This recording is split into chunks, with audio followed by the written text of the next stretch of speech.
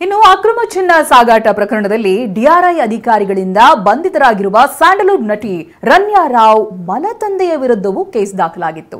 Seize ಮಾಡಿದ್ದ ಹಣ ಬಳಕೆ ಮಾಡಿಕೊಂಡಿದ್ದ ಆರೋಪ ಅವರ ಮೇಲೆ ಕೇಳಿ ಬಂದಿತ್ತು. ಚಿನ್ನ ವಂಚನೆ ಕೇಸ್ನಲ್ಲಿ ಅರೆಸ್ಟ್ ಆಗಿರುವ ನಟಿ ರನ್ಯಾ ಮಲತಂದೆ ವಿರುದ್ಧವೂ ಚಿನ್ನ ಕೇಸ್ ಇತ್ತು. ಸೀಸ್ ಮಾಡಿದ್ದ ಹಣ ದುರ್ಬಳಕೆ ಮಾಡಿಕೊಂಡಿದ್ದ ಆರೋಪ ಕೇಳಿ ಬಂದಿತ್ತು.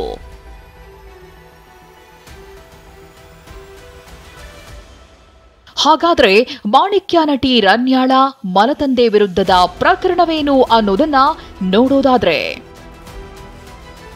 2014ರಲ್ಲಿ ರನ್ಯಾಳ ಮಲತಂದೆ ಡಿಜಿಪಿ ರಾಮಚಂದ್ರ ರಾವ್ ವಿರುದ್ಧ ಕೇಸ್ ದಾಖಲಾಗಿತ್ತು. ಪೊಲೀಸ್ ವಸತಿ ಹಾಗೂ ಮೂಲಸೌಕರ್ಯ ಅಭಿವೃದ್ಧಿ ನಿಗಮದ ಡಿಜಿಪಿಯಾಗಿದ್ದ ರಾಮಚಂದ್ರ ರಾವ್ ದಾಖಲೆ ಇಲ್ಲದ ಹಣ ಹಾಗೂ ಚಿನ್ನ ಸಾಗಾಟ ಮಾಡುತ್ತಿದ್ದವರ ಮೇಲೆ ದಾಳಿ ನಡೆಸಿ ಬಂಧಿಸಿದ್ರು. ಮೈಸೂರು ತಾಲೂಕಿನ ಇಲವಾಲ ಬಳಿ ಹಣ ಜಪ್ತಿ ಮಾಡಿದ್ರು. 2,20,00,000 ಹಣ ಇತ್ತು ಅಂತ ಸಾಗಿಸ್ತಿದ್ದವರು ಹೇಳಿದ್ರು. ಆದರೆ ಆರೋಪಿಗಳಿಂದ 20 ಲಕ್ಷವಷ್ಟೇ ಜಪ್ತಿ ಮಾಡಲಾಗಿದೆ ಎಂದು ಪೊಲೀಸರು ತಿಳಿಸಿದ್ರು. ಉಳಿದ ಹಣ ಚಿನ್ನ ರಾಮಚಂದ್ರ ರಾವ್ ಎಗರಿಸಿದ್ದಾರೆಂದು ಕೇಸ್ ದಾಖಲಾಗಿತ್ತು.